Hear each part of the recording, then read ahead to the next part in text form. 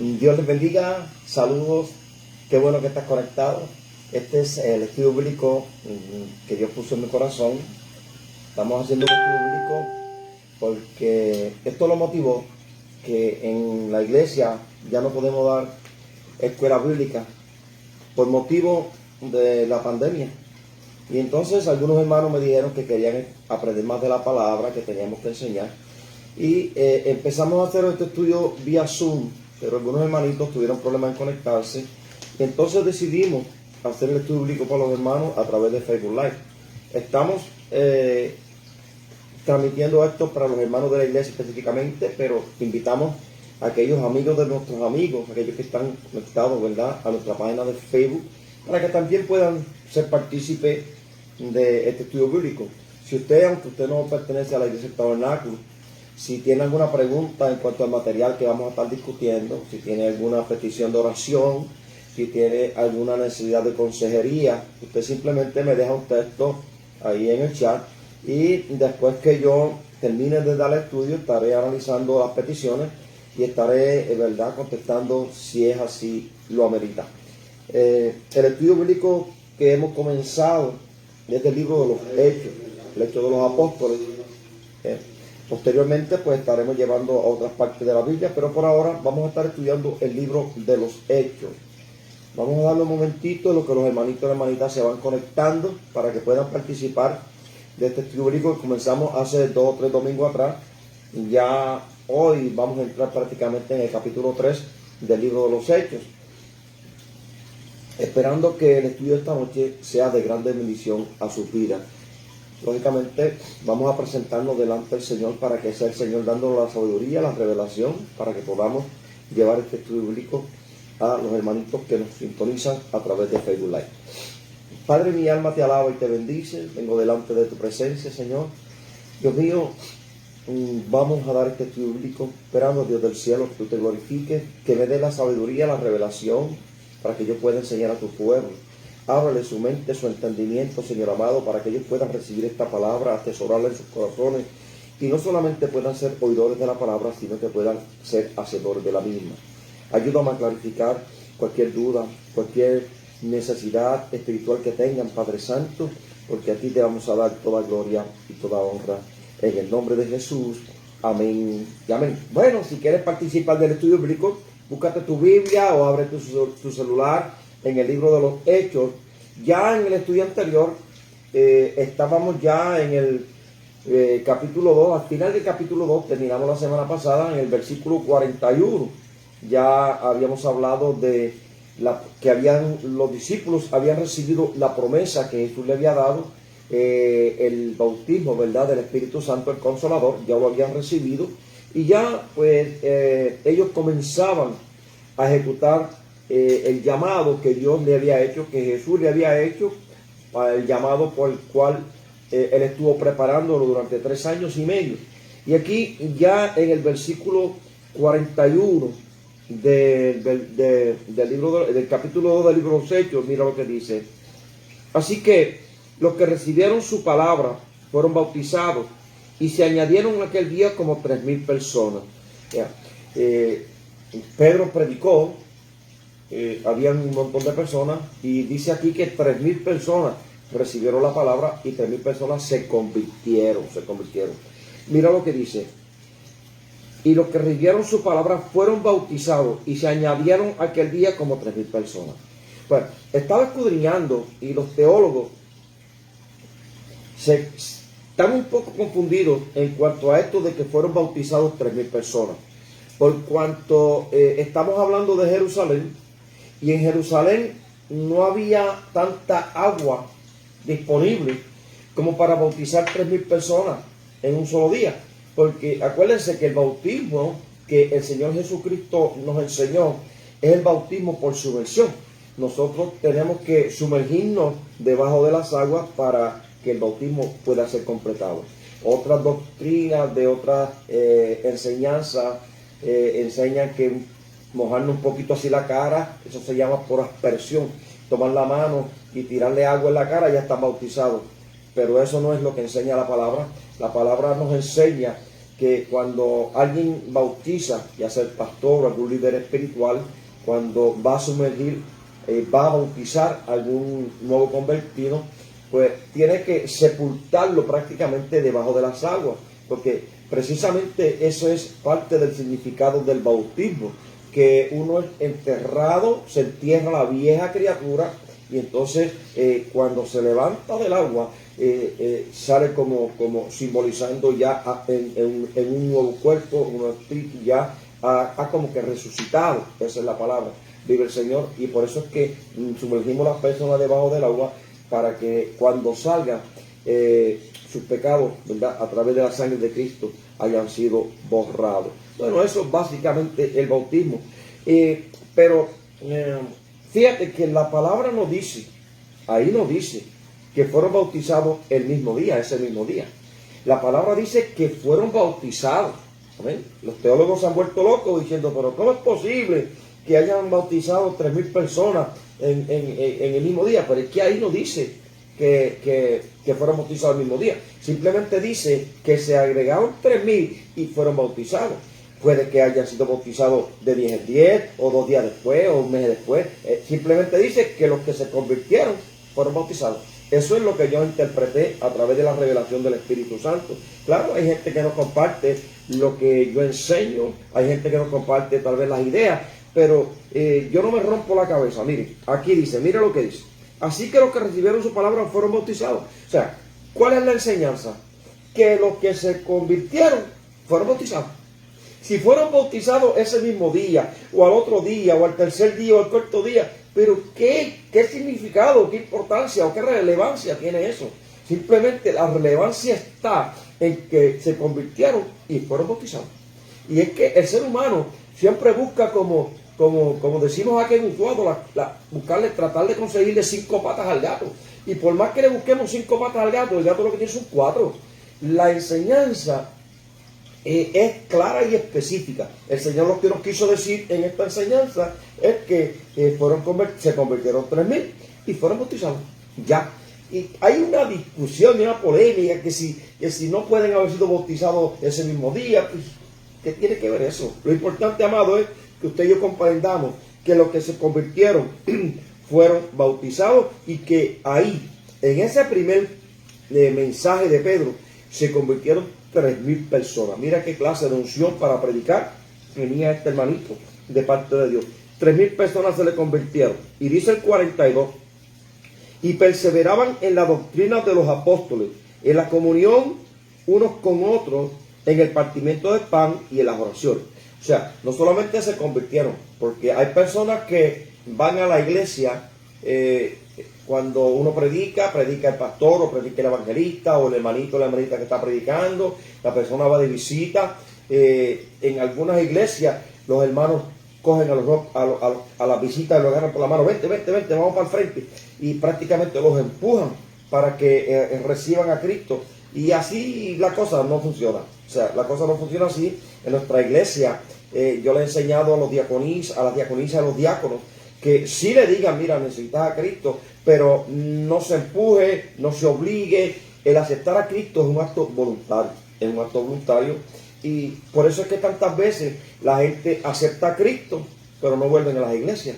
En las campañas evangelísticas aceptan a Cristo, no pisan una iglesia, o van un día o dos y después no vuelven más. O sea, que de cada persona, en estadística de los que se convierten, es bastante negativa, bastante poquita a los que perseveran en la fe. En este momento la unción de Dios estaba, y de los 3.000 que se convirtieron, dice la Biblia que empezaron a perseverar en la doctrina de los apóstoles. Hay una pregunta, Ketty Crespo Molina pregunta que si es obligatorio que la persona se bautice.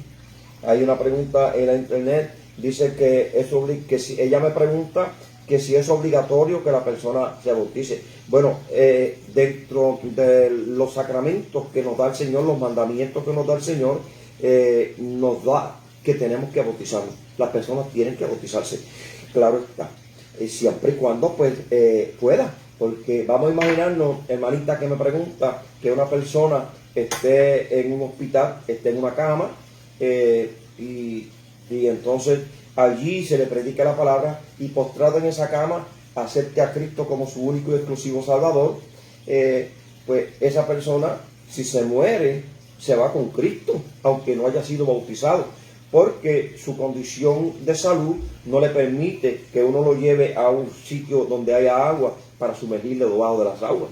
O sea, ahora, todo aquel que esté en condición, es como cuando en la iglesia se le dice, hermanito, vamos a ponernos de pie. Se supone que todo el mundo se ponga de pie cuando se va a leer la palabra o cuando se va a orar, y verdad, se ponga de pie. Pero si alguien está dolido de las rodillas o imposibilitado, pues, lógicamente no podemos obligar a esa persona a levantarse y ponerse en pie. O sea, tenemos que ser sabios. La palabra nos enseña que sí hay que bautizarse. Todo aquel que esté en condiciones debe bautizarse, porque el bautismo es un requisito del Señor. Ahora bien, hay condiciones en que el Señor las obvia, por cuanto le he explicado esto. Por ejemplo, cuando Jesús fue crucificado, ¿verdad? Dice la Biblia que dos ladrones o personas pecadoras fueron crucificados con él. Uno de ellos se arrepintió en aquel momento. Usted sabe, si usted lee los evangelios, sabe que esto es así. Y cuando se arrepintió, el Señor le dijo, de cierto te digo que hoy estarás conmigo en el paraíso. Aquel hombre se fue con Jesús para el paraíso, y aquel hombre no fue bautizado. No fue bautizado por cuanto estaba en una cruz. Pero si estuviese caminando por allí para ir para abajo, tenía la responsabilidad de bautizarse. O sea, todos tenemos la responsabilidad de bautizarnos, a menos que no haya algún impedimento físico o alguna otra condición que se pueda justificar que la persona no sea sumergida en las aguas. Pues sí, es un requisito del Señor, hermana, que seamos bautizados. Esperando que esta explicación te haya sido suficiente para responder a tu pregunta. Si no, pues luego te comunicas conmigo al 787-638-0480, 787-638-0480, y con mucho gusto te estaremos dando una explicación con un poco más de detalle. Amén. Dice así, y perseveraban.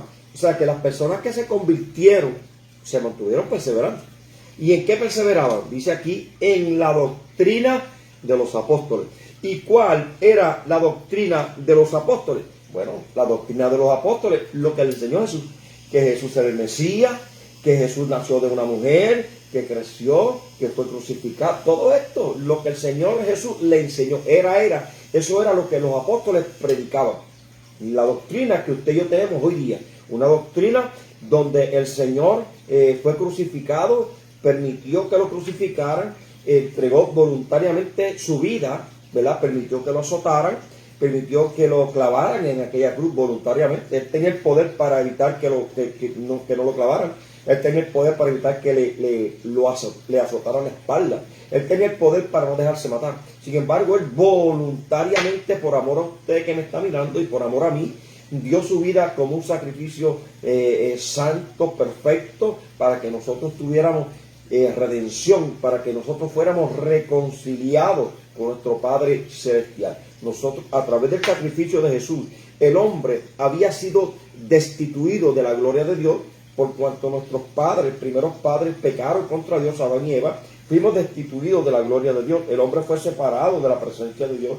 Y entonces Jesús, en su naturaleza humana, vino a reconciliar a la criatura, que somos usted y yo, con el Creador, que es nuestro Padre Celestial. Su sacrificio lo que hizo fue unir nuevamente la comunión que Dios quería y quiere tener con el ser humano.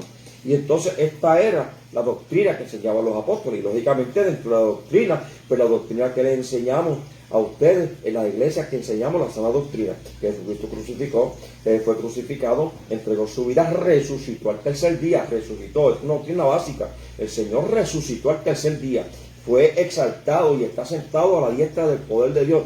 Y la otra doctrina que es básica para nosotros los cristianos es que el Jesús vuelve otra vez a buscar a su pueblo. Eso es doctrina básica, y esto era lo que los discípulos estaban enseñando, lo que Pedro predicaba. Vive Jesús. Haciendo un estudio, Pedro no solamente predicó este mensaje, Pedro predicó en su vida, por lo menos lo que están escritos en la palabra del Señor, 7 mensajes. Predicó 7 veces, y siempre que predicaba era un mensaje cristocéntrico. que Jesús es el Señor, que Jesús es el Rey de Israel, el Rey de nosotros, etcétera, etcétera. O sea, la sana doctrina. Y dice que todos estos que se convirtieron perseveraban en esta sana doctrina. Ahora, vamos al versículo 43 y mira lo que dice. Y sobrevino temor a toda persona, y muchas maravillas y señales eran hechas por los apóstoles. ¿Por qué le sobrevino temor? Bueno, le sobrevino temor porque ellos estaban viendo señales, milagros, maravillas. Le sobrevino temor porque ellos estaban viendo cosas sobrenaturales. Estaban viendo los paralíticos levantarse, estaban viendo otras señales y milagros. Y para eso, cuando usted entra en algo sobrenatural, algo que se sale de lo normal, pues usted ciertamente se asusta. Y yo también entiendo que muchos de estas personas que se convirtieron habían unos días antes gritado: crucifíquelo, crucifíquelo, crucifíquelo. Tenían temor, tal vez digo porque no lo especifica la palabra, tenían temor tal vez de que ellos habían sido copartícipes de la crucifixión del Maestro, habían sido copartícipes de aquel asesinato a sangre fría, y entonces tenían el espíritu de culpabilidad. Cuando Pedro empezó a predicarle, ellos vieron que Pedro era un hombre que no tenía estudio, un hombre que apenas sabía hablar. Sin embargo, cuando empezó a predicar, predicó un clase de mensaje que todo el mundo se quedó, como digo yo, maravillado. Sí, Carmen Maritza Albarrán pregunta: ¿a qué tiempo se debe bautizar una persona para ser miembro de la congregación? Bueno, la Biblia no especifica un tiempo en específico, pero sí se ha llegado a un acuerdo en cuanto al bautismo, de cuando una persona puede tener conocimiento del bien y el mal, y por muchos concilios se estableció que a la edad de 12 años, cuando un niño o una niña cumple 12 años, se sobreentiende que ya esta persona tiene una mentalidad para determinar entre el bien y entre el mal. Claro, la Biblia no establece un tiempo en específico, pero sí hay unos arreglos que se llevan a cabo, ¿verdad? Y se ha determinado que a la edad de 12 años, por estudios y evaluaciones, que una persona ya de 12 años pues tiene conocimiento del bien y el mal, y entonces sí se le puede llevar al bautismo.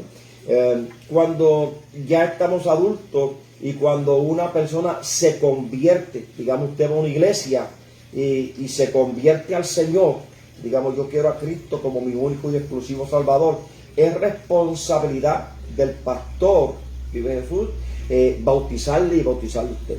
Cuando el pastor, la pastora le puede bautizar, eso es cuando el pastor y la pastora determinen el tiempo necesario. No hay un tiempo preciso.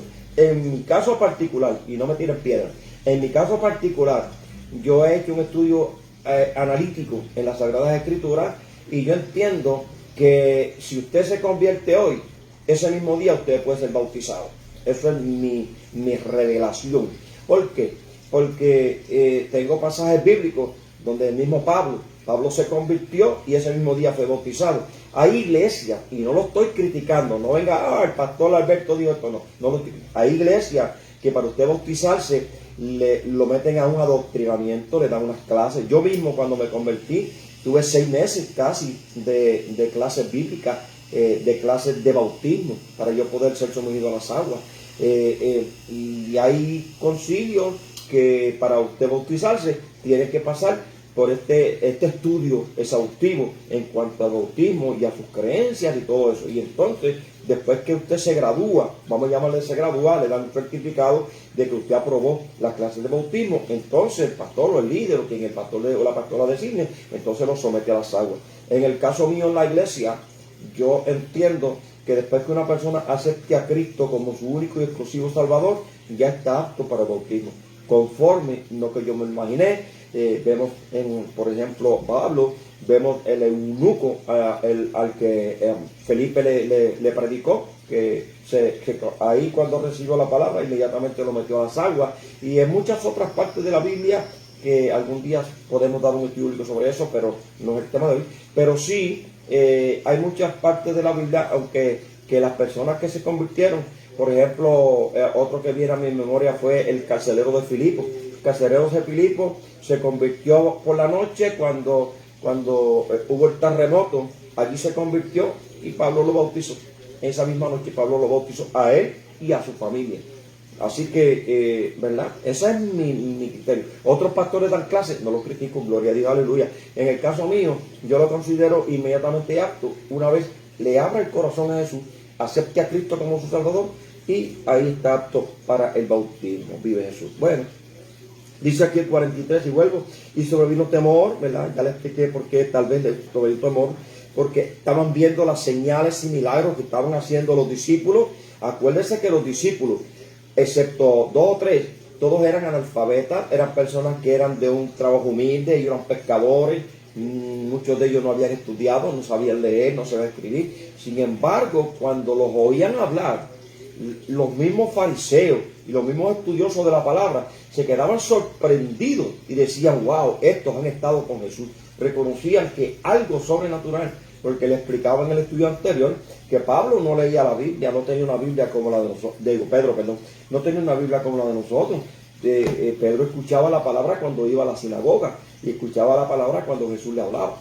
Y sin embargo, cuando Pedro empezó a predicar, citó el libro de Joel y citó un montón de versículos bíblicos. ¿Por qué? Porque la sabiduría le llegaba como una revelación del cielo y ellos podían entender que algo sobrenatural estaba sucediendo con estas personas que el Señor les llamó apóstoles. Y el 44 dice, todos los que habían creído estaban juntos y tenían en común todas las cosas. Ya estaban juntos, se convirtieron y allí no empezó a uno a pelear con el otro, que si yo es más espiritual que tú, que si yo canto más lindo que tú, que si yo, el pastor me usa más, me utiliza más a mí que a ti. Nada de eso. Dice que estaban todos juntos, unánimes, en comunión. Alabado sea el Señor, todos juntos y tenían en común todas las cosas.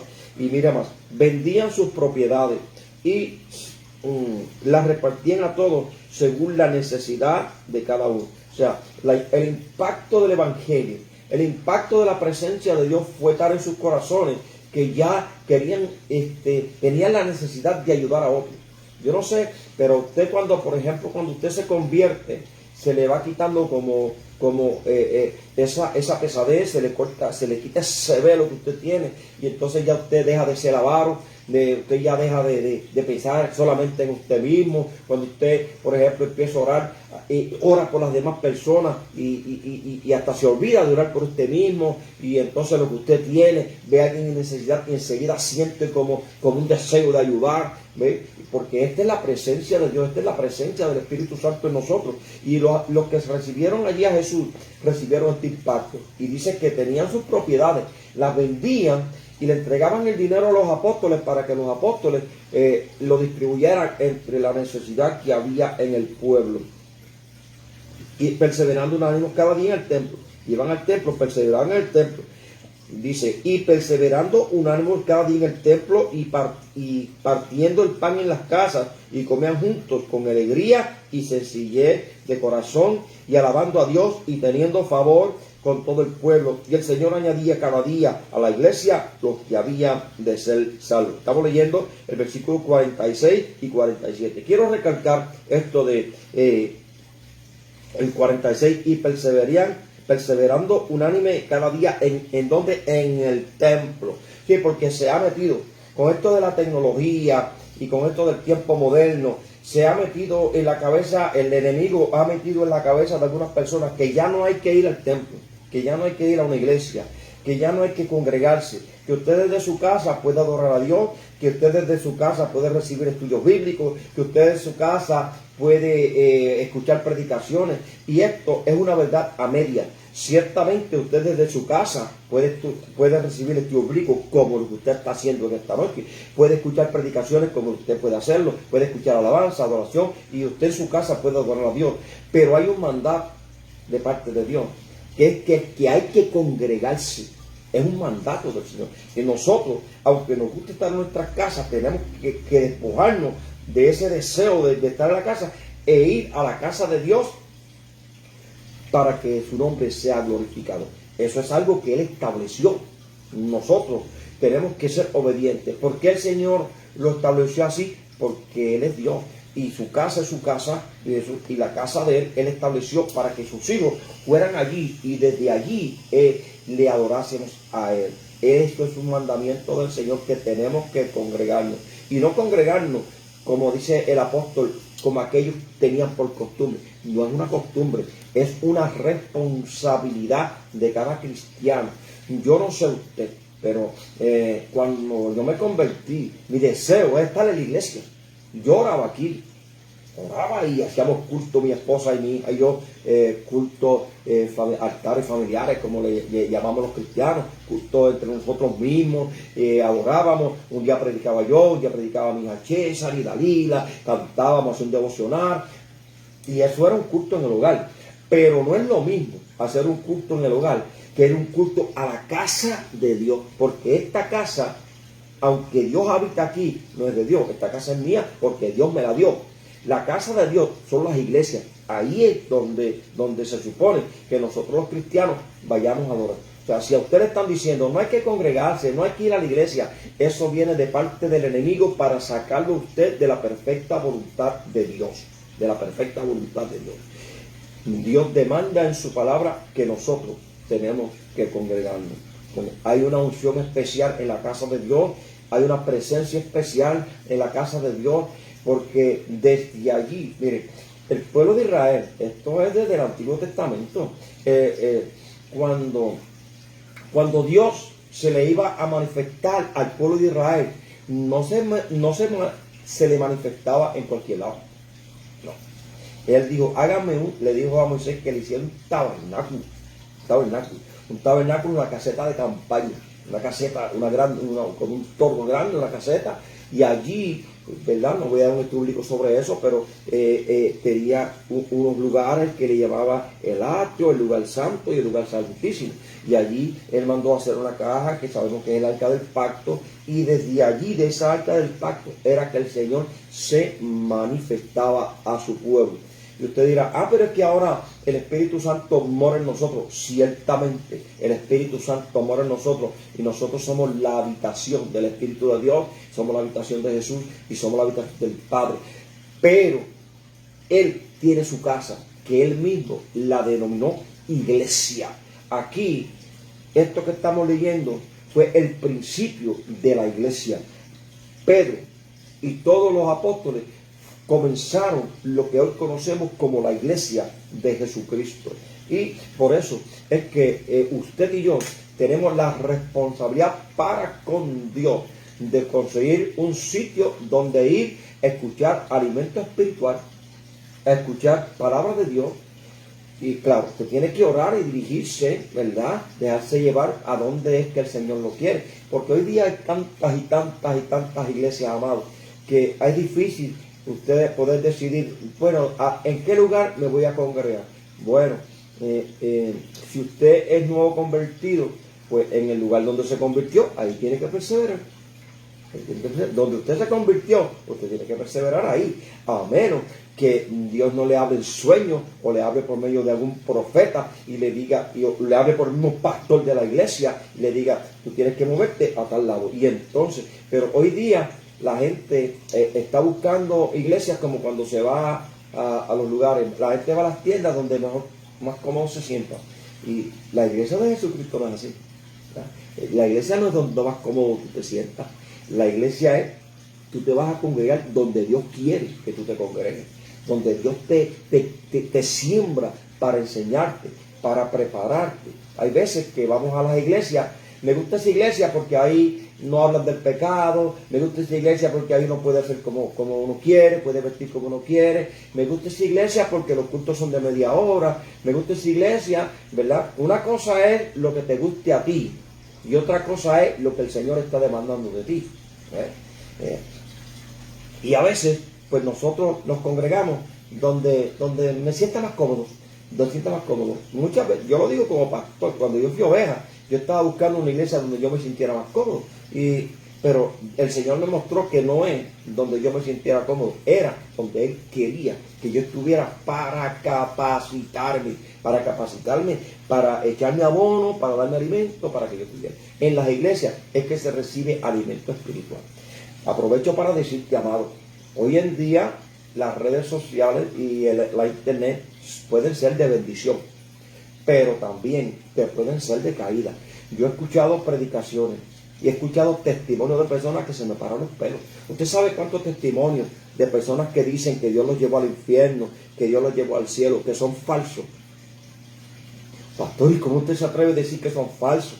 Son falsos. ¿Sabe por qué? Porque todo testimonio tiene que ser pasado a través de las Sagradas Escrituras.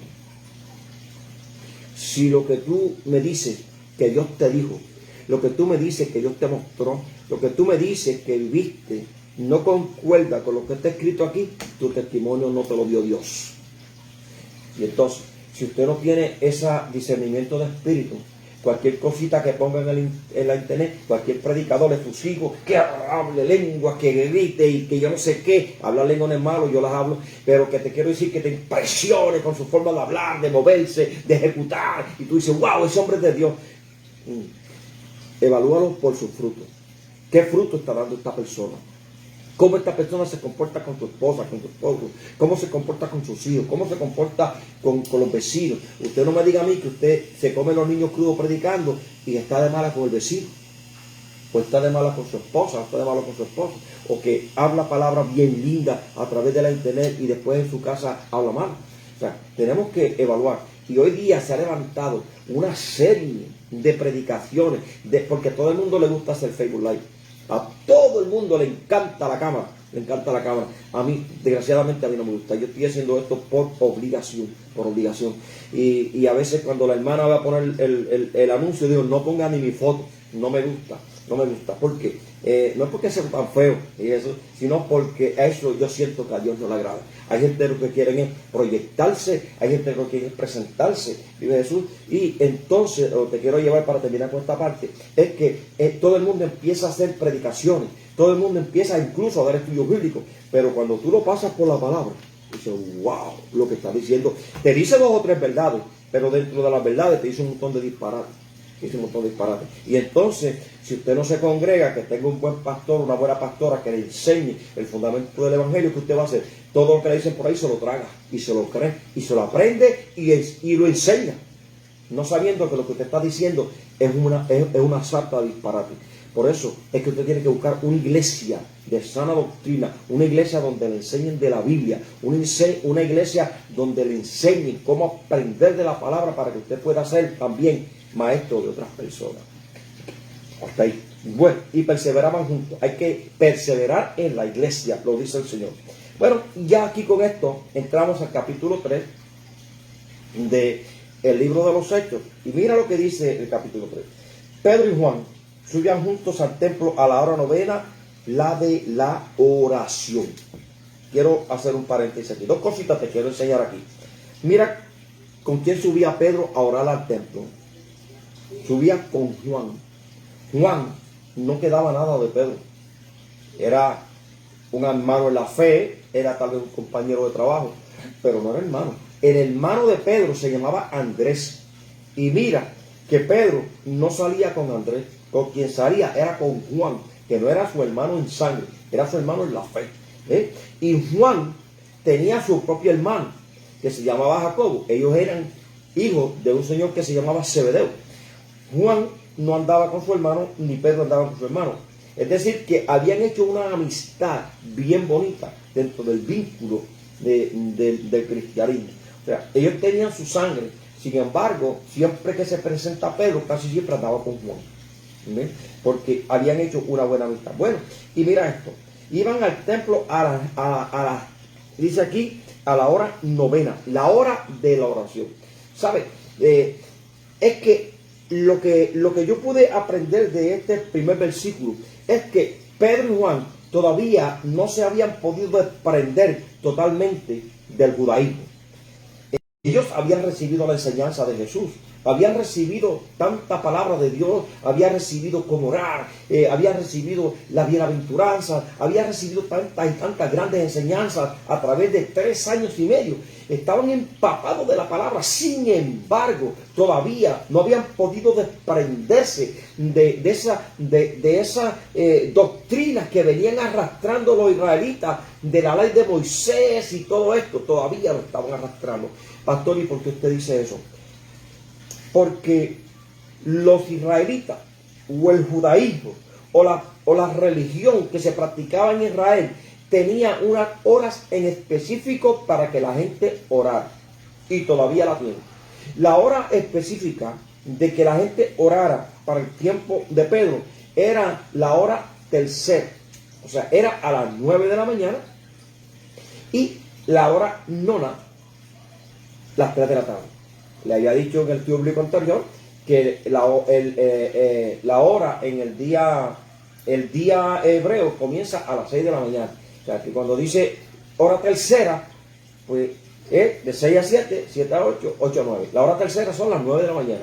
La hora novena, que fue cuando Jesús expiró, la hora novena o la hora nona es las 3 de la tarde. Pues entonces ellos todavía estaban, aunque ya Jesucristo le había dado el Espíritu Santo, lo había hecho libre, lo había libertado, lo había llegado a su presencia, todavía estaban arrastrando costumbre de la religión del judaísmo, y se reunían a orar a las 9 y a las 3 de la tarde.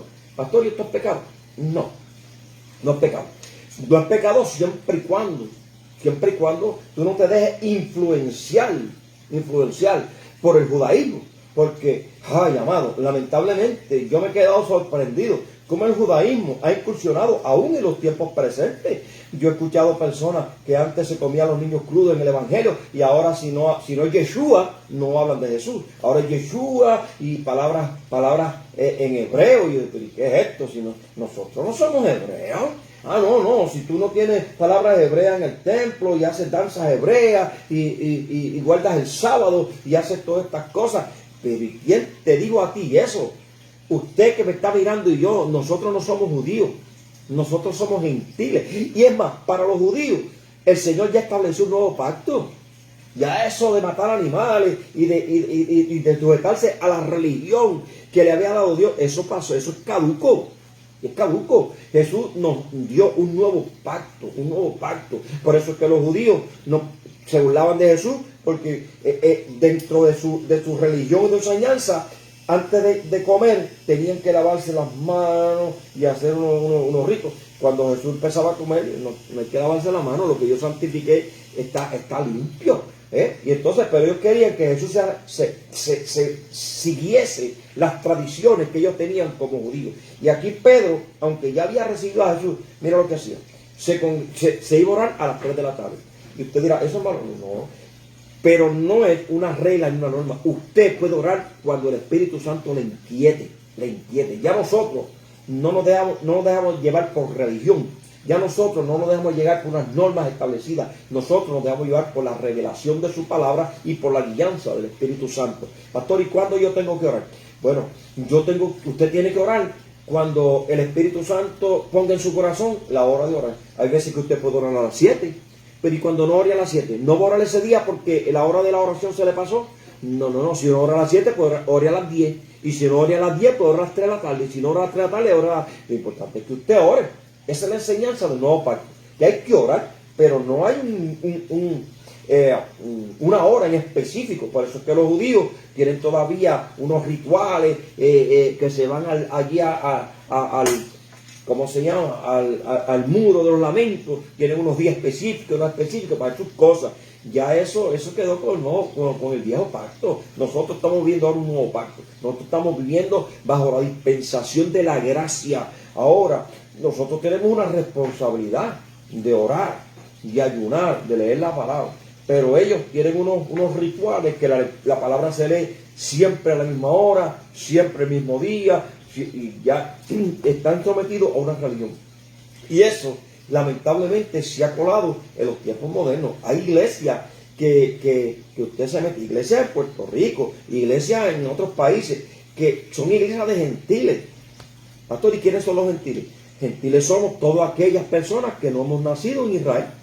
Somos gentiles. Los judíos son los que nacieron en Israel, los hebreos. Nosotros somos gentiles, porque nosotros no nacimos en Israel. Y los judíos son el pueblo escogido de Dios. Nosotros fuimos injertados. Nosotros nos colamos ahí, vamos a llamarlo así, por carambola.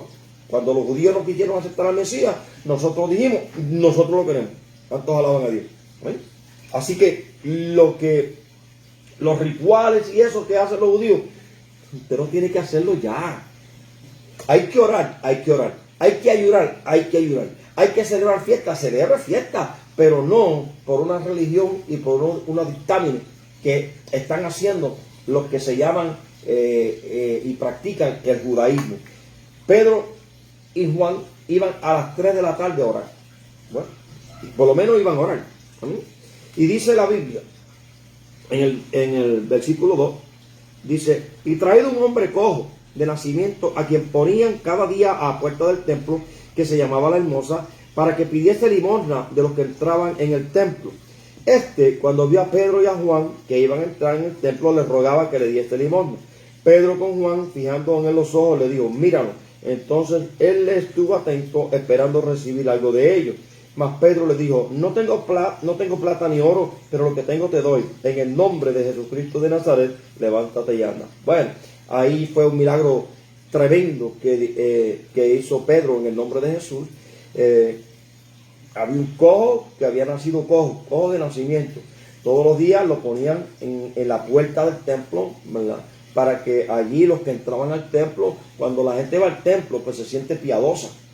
Cuando la gente va al templo se siente como tocada. Y ellos sabían eso. No es lo mismo que usted esté en la plaza, sentado en la plaza, que esté a la puerta de una iglesia.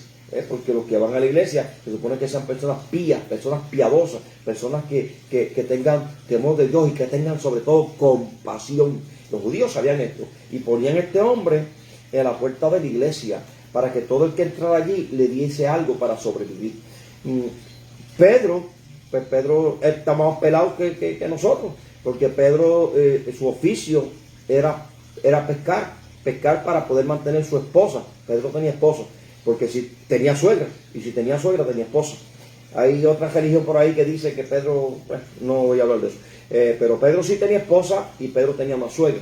Pues Pedro abandonó su trabajo secular, el trabajo de la pesca lo abandonó para hacer la obra del Señor. Y entonces, pues estaba sin dinero. Cuando aquel hombre se le acercó y le pidió una ofrenda o le pidió dinero, Pedro pues no tenía para darle. Y entonces le dijo al varón, mírame. Cuando al varón le miró fijo a los ojos, entonces Pedro le dijo, a través de la palabra y en el nombre de Jesús, hizo un milagro maravilloso. Aquel hombre que nunca había podido caminar, en el nombre de Jesús, fue sano y aqueranzado. Fíjense que ahí el Señor empezó a recompensar la fidelidad de Pedro. Pedro, con todos sus arrebatos, sabemos que Pedro negó a Jesús, sabemos que le cortó la oreja a uno cuando fueron a arrestar a Jesús, un hombre agresivo, impulsivo, un hombre... Bueno, es que había sido su medio ambiente, un hombre tosco, no tenía estudios, un hombre criado en un ambiente de sálvese quien pueda, de luchar día a día para la supervivencia. Sin embargo, cuando el Espíritu Santo empezó a bregar en él, ya vemos al final de su vida un hombre pasivo, un hombre lleno de amor, un hombre lleno de misericordia. Y como Pedro abandonó todo por Jesús, Jesús empezó a bendecirlo. Usted sabe la bendición, mire lo que le estoy hablando, la bendición que puede recibir un ser humano, que usted vea a una persona en agonía, en una enfermedad terminal, en un padecimiento como este hombre que nunca había podido caminar, un niño desahuciado por la ciencia, por los médicos, y que usted le imponga las manos y diga, en el nombre de Jesús, sé sano, y que el Señor lo sane en esa misma hora. Que usted sea el instrumento que el Señor usa para sanar a esa persona. Mire, no hay dinero, no hay carro nuevo, no hay casa que pague eso. Eso es una satisfacción personal que usted no tiene idea. Ahí usted no se acuerda ni de dinero, ni de posesiones, ni de nada. Porque usted lo que quiere es ser usado para bendecir a alguien que está en una necesidad extrema. Si usted está mirando ahí y usted desea que Dios lo use de esa manera, empiece a hablar con Dios. Dios, úsame de la manera que tú usaste a Pedro. Ay, pastor, pero yo tengo que dejar todo por Cristo, todo. Bueno, no tienes que dejar todo por Cristo, simplemente sométete a Él.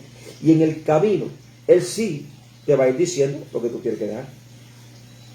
A mí no me ha dicho que deje la casa. A mí no me ha dicho que deje la esposa.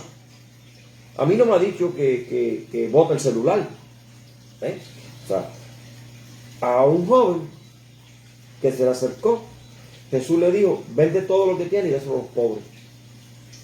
Sí se lo dijo. Aquel joven tenía muchas posesiones y no quiso hacerlo porque no quería desprenderse de todo su dinero. Sin embargo, a Zaqueo, que era un hombre rico también, no le dijo, Zaqueo, vende todo lo que tienes y dáselo a los pobres. Porque Dios es un Dios personal y Él sabe lo que está en tu corazón, que va a evitar que tú alcances el nivel espiritual que Él quiere dar. A Pedro, la pesca tal vez le iba a ser de tropiezo para ese encuentro con el Espíritu Santo. Y entonces Pedro dejó la pesca. Que, mire, a mí me encantaba jugar dominó. Me encantaba, me amanecía jugando dominó. Me amanecía. Sin embargo, el Señor me quitó los dominó. No porque el juego de dominó sea pecado. Lo he dicho en la iglesia y lo digo abiertamente. No. A mí todavía me encanta jugar dominó. No lo hago. ¿Sabe por qué? Porque el Señor lo arrancó de mi corazón, porque la atadura, en el caso mío, la atadura hacia el juego de dominó me impedía un acercamiento hacia el Señor tal vez. Y Él, como Él quería acercarse a mí, me dijo, deja los juegos. Me gustaba el NBA, me la quitó. Me gustaba el juego de pelota, me lo quitó.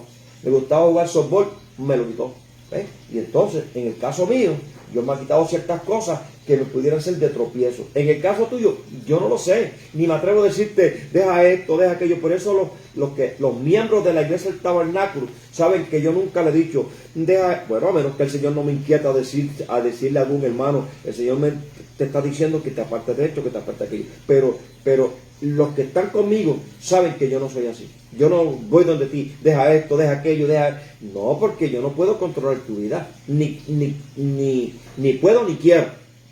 O sea, tú te conviertes en la iglesia del tabernáculo, a ti quien te va a dirigir el Espíritu Santo.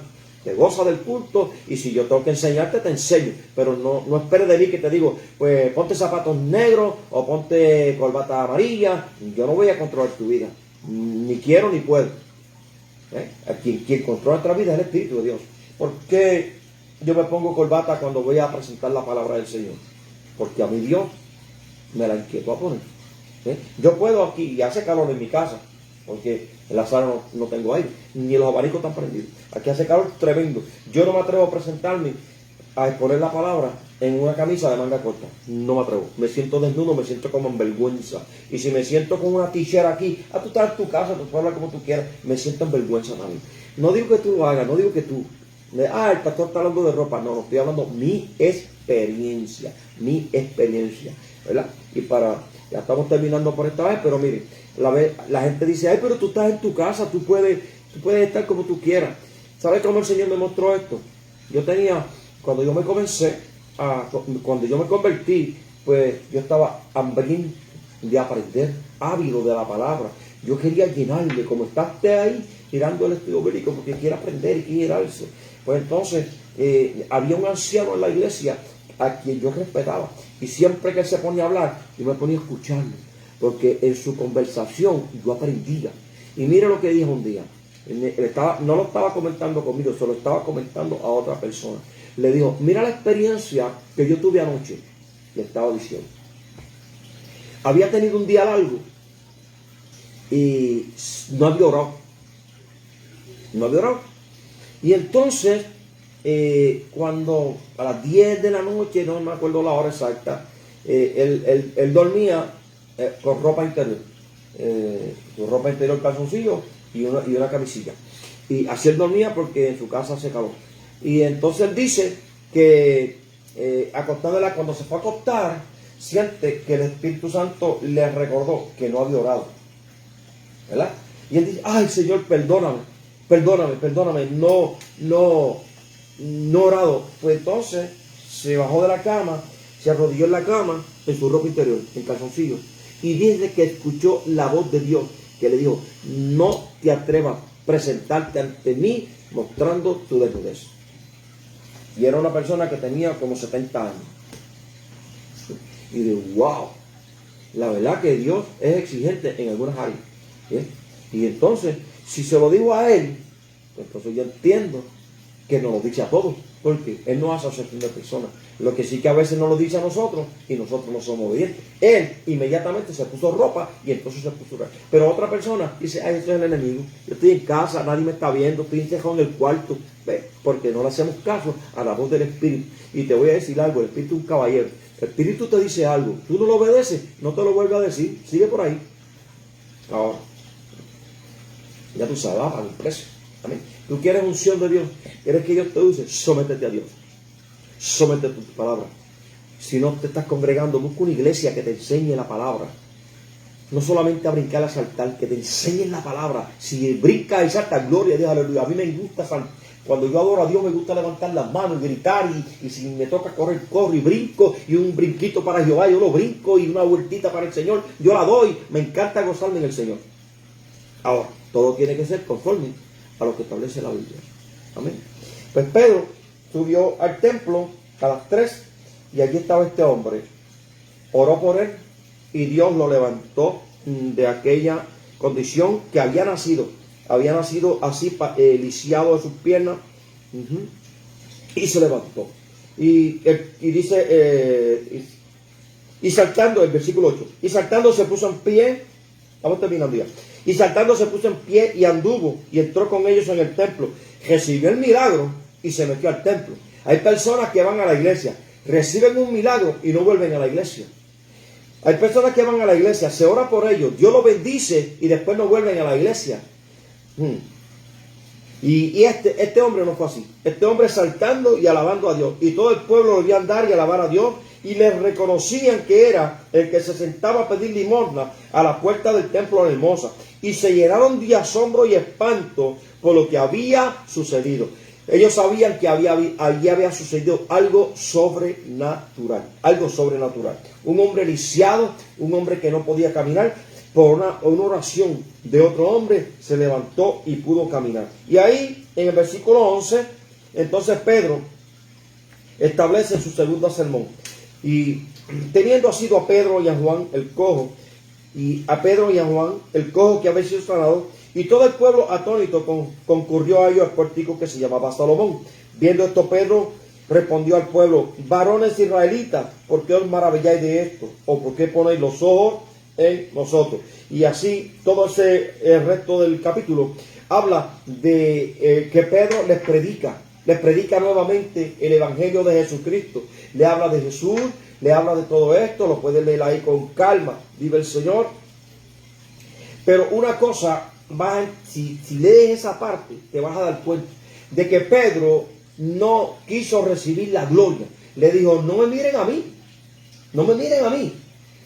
Quien lo hizo fue Jesús. Lamentablemente estamos viviendo en un tiempo, como empecé diciendo, que todo el mundo lo que quiere buscar es reconocimiento. Todo el mundo quiere, cuando están reprendiendo demonios, la cámara, aquí, ven, para que vea.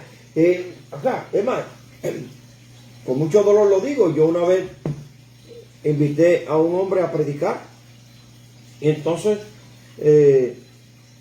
cuando terminó de orar, que hizo un llamado, pasaron varios hermanos al frente del altar. Y entonces cuando el varón empezó a orar, impuso la mano, la unción de Dios estaba. La persona fue tocada y cayó al suelo. Y él se sorprendió porque parece que nunca le había sucedido, ¿verdad? Algo así. Y fue buscando el celular para retratarse él cuando oraba por las personas para que se cayeran. Y yo decía, bendito Dios. O sea, tal vez no lo hizo de mala intención, tal vez no lo hizo, ¿verdad?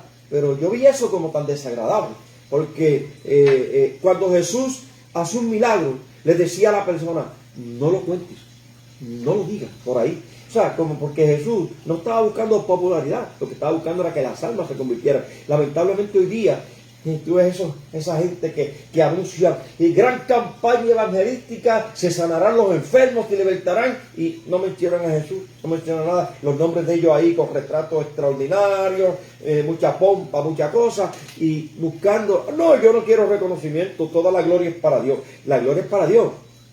Pues si la gloria es para Dios, que se te note, ¿no? Porque de labios honramos a Dios, pero ten cuidado con tu corazón, ¿no?